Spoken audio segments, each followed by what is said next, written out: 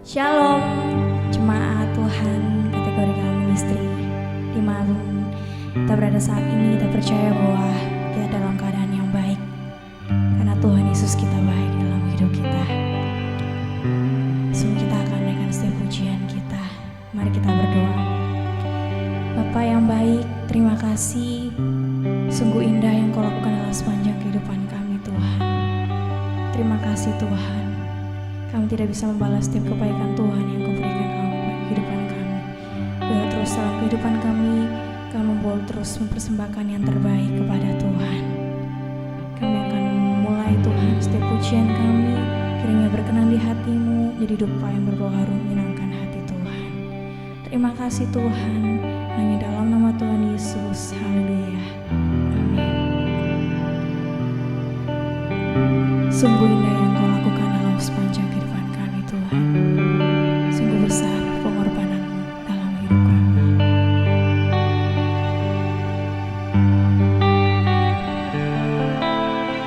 Kemanakah aku dapat pergi menjauhi roh-Mu yang suci, Kau sahabat.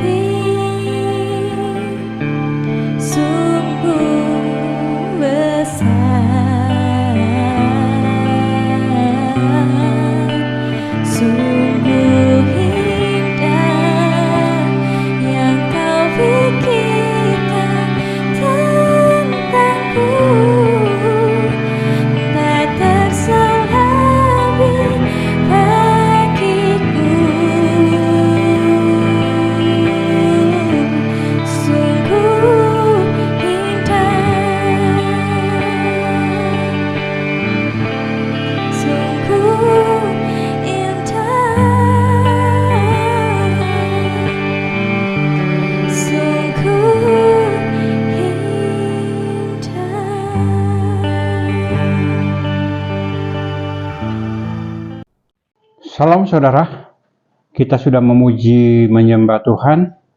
Saatnya kita akan menerima firman Tuhan. Namun sebelumnya saya ajak kita untuk berdoa.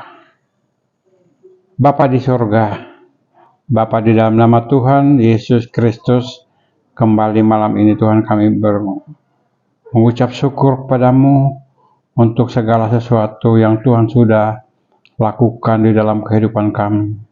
Terima kasih Tuhan, kami sudah memuji menyembah Engkau. Saatnya kami akan terima firman-Mu. Mari Engkau sucikan, kuduskan hati kami, baik kami yang menyampaikan ataupun mereka yang mendengarkannya. Semua sama-sama diberkati oleh Tuhan. Terima kasih Bapa di dalam sorga, di dalam nama Tuhan Yesus. Haleluya. Amin. Saudara yang dikasihi oleh Tuhan Yesus Kristus, kali ini kita akan belajar bersama-sama dari satu kebenaran firman Tuhan. Saya ambil di dalam kitab Efesus pasal yang keempat, ayat yang ke-11 sampai dengan ayat yang ke-16.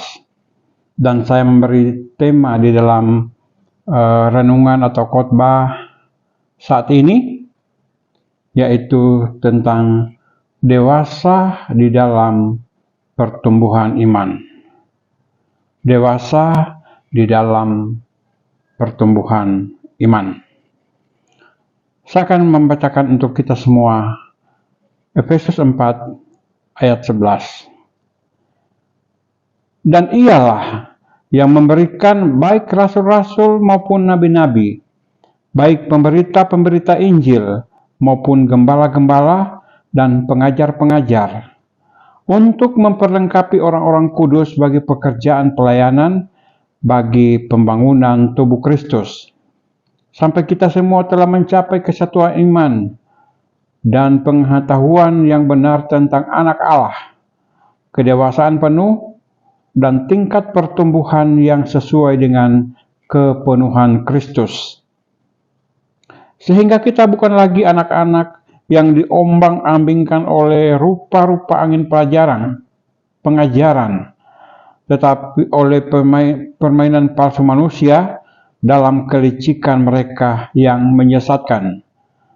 Tetapi dengan penuh berpegang kepada kebenaran di dalam kasih kita, bertumbuh di dalam segala hal ke arah Kristus, ke arah Dia, Kristus yang adalah kepala. Daripadanya lah seluruh tubuh yang rapi tersusun, diikat oleh satu pelayanan semua bagiannya, sesuai dengan kadar pekerjaan tiap-tiap anggota, menerima pertumbuhannya dan membangun dirinya di dalam kasih. Saudaraku yang dikasihi oleh Tuhan Yesus Kristus, salah satu tingkat pertumbuhan yang ingin dicapai oleh setiap orang atau setiap manusia adalah mencapai tingkat kedewasaan yang sempurna. Tingkat kedewasaan yang dimaksud ialah dewasa secara fisik dan dewasa secara intelektual. Dewasa secara fisik, saudara, itu biasanya terjadi secara natural atau seiring dengan bertambahnya usia kita. Ini berarti ia dapat melakukan pekerjaan yang tidak dapat dilakukan oleh seorang anak kecil. Artinya, dia mampu melakukan tugasnya dengan baik tanpa dibantu oleh orang lain. Kemudian dewasa secara intelektual. Itu bisa diartikan bahwa seseorang yang telah dewasa di dalam cara berpikir mampu memberikan pertimbangan-pertimbangan yang baik dan matang, serta melahirkan keputusan-keputusan yang bijaksana. Dewasa secara intelektual juga berarti dewasa secara moral dan etika. Contoh misalnya, orang dewasa secara moral biasanya itu memiliki kesabaran, suka mengalah, memiliki sopan santun, dan menghargai pendapat orang lain, dan tidak suka melempar tanggung jawab kepada orang lain. Nah, itu adalah contoh orang yang dewasa secara intelektual atau di dalam dewasa secara moral dan etika. Nah, saudara, namun sangat disayangkan bahwa ternyata masih banyak orang yang sudah dewasa secara fisik tetapi tidak pernah dewasa secara intelektual, khususnya di dalam hal moral dan etika. Sebagai contoh, dalam pemerintahan sekarang ini ada begitu banyak orang-orang yang suka menjelek-jelekan pemerintah, bahkan mengolok-olok presiden kita, mencaci maki dengan seenaknya perut mereka, suka mencari-cari kesalahan, dan masih banyak hal yang lain lagi. Nah, saudara yang dikasihi oleh Tuhan, dalam bacaan kita kali ini, Rasul Paulus sedang berbicara tentang suatu kedewasaan yang lain.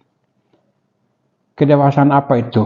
Yaitu kedewasaan dalam pertumbuhan iman kepada Yesus Kristus, atau sering kita sebut dengan kedewasaan rohani. Kedewasaan dalam iman kepada Yesus Kristus itu berarti kita memiliki kepercayaan yang teguh kepada Tuhan Yesus Kristus. Kita tidak mudah diombang-ambingkan oleh berbagai pengajaran sesat. Kita memiliki kematangan rohani di dalam menentukan sikap sehingga dapat menangkis setiap ajaran sesat yang datang menyerang kita. Pertanyaannya, apa alasan Paulus mengajarkan tentang kedewasaan yang penuh untuk jemaat di Efesus ini? Alasan yang pertama adalah karena jemaat Efesus itu adalah jemaat yang masih sangat muda dan baru mulai bertumbuh. Ibaratnya seorang bayi yang baru lahir, dia sangat rentan terhadap bahaya yang ada di sekitarnya.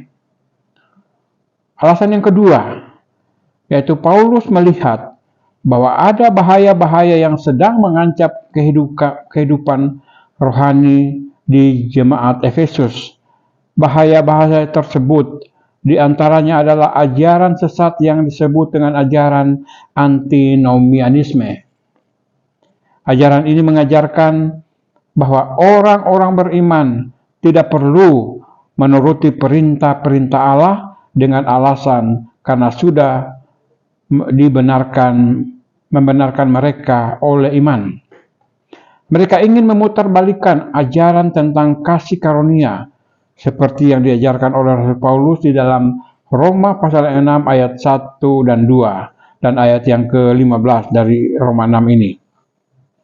Kemudian di dalam Yudas ayat yang keempat, di situ berbicara mengenai orang-orang yang menyalahkan kasih karunia Allah untuk melampiaskan kehidupan nafsu mereka. Nah, saudara yang dikasihi oleh Tuhan Yesus, kemudian apa upaya Paulus di dalam mendewasakan jemaat di Efesus? Mari kita lihat di dalam ayat yang ke-11 sampai dengan ayat yang ke-13. Di sana Paulus mengatakan, Ia atau Yesus Kristus akan mengutus pengerja-pengerja di dalam gereja-gerejanya. Dalam hal ini, ada 5 jabatan yang diperkenalkan oleh Paulus, yaitu yang pertama rasul-rasul, kemudian nabi-nabi, kemudian pemberita Injil, kemudian gembala-gembala, dan yang terakhir adalah pengajar. Nah, untuk mendapatkan tenaga-tenaga tersebut, tentu ada suatu persiapan. Apakah persiapannya itu? Yaitu di sana Paulus mempersiapkan orang-orang tertentu dan mempersiapkan mereka di dalam kurun waktu tertentu. Dan orang-orang yang disiapkan itu adalah mereka yang rela melayani. Saudara, Sekolah Tinggi Alkitab Surabaya dan Sekolah Alkitab Surabaya ini merupakan sebuah tempat untuk merekrut anak-anak muda untuk boleh melayani Tuhan. Kita diberi kesempatan di dalam waktu kita untuk kita boleh senantiasa memberikan waktu kita di dalam hal melayani Tuhan. Nah, saudara, rela itu artinya pasrah dengan sungguh-sungguh dan dengan hati yang tulus dan ikhlas. Bisa kita bandingkan dengan Kisah Para Rasul pasal yang ke-19 ayat yang ke-8 sampai ayat yang ke-11. Di sana dikatakan Paulus mempersiapkan orang-orang atau pelayan-pelayan Tuhan di ruang Tiranus. Ada sebuah ruangan di Efesus yang disebut dengan ruang Tiranus, yaitu suatu tempat untuk training khusus bagi para orang-orang yang rela untuk melayani. Kasih Tuhan, pendidikan adalah wadah untuk mempersiapkan para pengerja atau pelayan gereja yang memberikan seluruh hidup dan waktu untuk melayani Tuhan di dalam gereja. Sesudah mereka dipersiapkan, kemudian mereka diutus kepada jemaat-jemaat sesuai dengan karunia mereka masing-masing. Nah, dalam pembacaan ini Paulus menyebutkan maksud dari pertumbuhan, yaitu yang pertama, untuk mencapai kesatuan iman dan pengetahuan yang benar tentang anak Allah. Itulah sebabnya yang ini ditekankan oleh Paulus, karena dengan tingkat pertumbuhan itu, jemaat akan semakin kokoh dan semakin teguh di dalam iman kepada Yesus Kristus. Kekasih Tuhan yang dikasihi oleh Yesus Kristus. Yang kedua, untuk mencapai kedewasaan yang penuh dan sempurna, yaitu suatu kedewasaan yang memampukan jemaat untuk menghadapi berbagai tantangan dan goncangan. Paulus tahu bahwa cepat atau lambat goncangan itu pasti akan datang. Oleh karena itu, jemaat harus dewasa di dalam menghadapinya. Yang ketiga, untuk mencapai tingkat pertumbuhan iman yang sesuai dengan kepenuhan Kristus, yakni suatu tingkat pertumbuhan yang di dalamnya Kristus memerintah sebagai Raja. Dengan demikian, kehidupan jemaat tidak lagi dikuasai oleh berbagai keinginan atau hawa nafsu duniawi, melainkan diperintah oleh Kristus itu sendiri. Saudaraku yang dikasihi Tuhan, kita juga sebagai umat Tuhan, kita juga sebagai jemaat Tuhan yang hidup dan bersekutu pada masa kini, membutuhkan suatu pertumbuhan untuk mencapai suatu kesatuan iman, kedewasaan penuh, dan tingkat pertumbuhan yang sesuai dengan kepenuhan Kristus. Ada 3 hal yang harus kita perhatikan di sini, yaitu yang pertama, menjaga hati. Dengan cara selalu mengalah, artinya selalu bersikap rendah hati. Jadi kalau kita dikatakan menjaga hati, maka ada hal-hal yang harus kita perhatikan, yaitu kita selalu suka mengalah, artinya kita selalu rendah hati, bersikap rendah hati. Yang kedua, kita harus menjaga pikiran kita. Menjaga pikiran kita yaitu selalu berpikiran positif dan tidak suka berburuk sangka. Hal ini penting, saudara, karena ketika kita selalu berpikiran positif, maka hal-hal yang negatif tentang orang-orang di sekitar kita itu akan lenyap, dan kita tidak suka berburuk sangka terhadap saudara-saudara kita, teman kita, atau orang-orang di sekitar kita. Nah, dan yang ketiga, menjaga perkataan. Ini penting, saudara. Ya, ini menjaga perkataan itu selalu sopan di dalam kita berkata-kata. Kita menghargai pendapat orang lain. Di dalam kita berkata-kata, kata-kata kita yang keluar selalu menjadi berkat bagi orang lain, dan kita tidak menyakiti orang lain dengan perkataan kita. Kita tidak menghukum orang lain dengan perkataan kita. Kita tidak memberikan hal-hal yang menyakitkan hati mereka, tetapi kita mengeluarkan kata-kata berkat untuk mereka, sehingga kita memberkati mereka dengan kata-kata kita, dan kita pun diberkati oleh Tuhan Yesus Kristus. Kita menghargai pendapat orang lain, maka orang lain pun akan mendapat.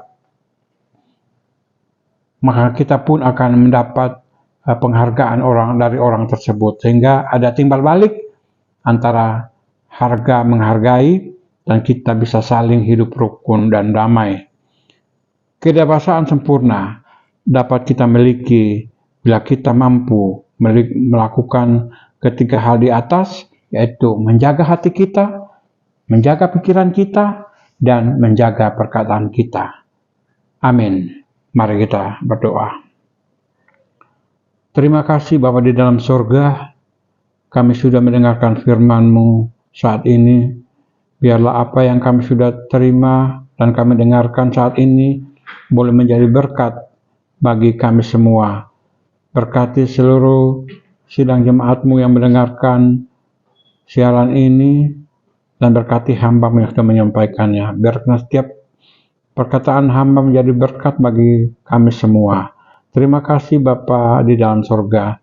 Tutup bungkus kami dengan kuat kuasa darah-Mu yang kudus, supaya kami boleh berkata-kata dengan baik, boleh menjaga pikiran kami, boleh menjaga hati kami, boleh menjaga perkataan kami, sehingga semuanya boleh menjadi berkat bagi sesama kami. Terpujilah nama-Mu Bapa di dalam surga.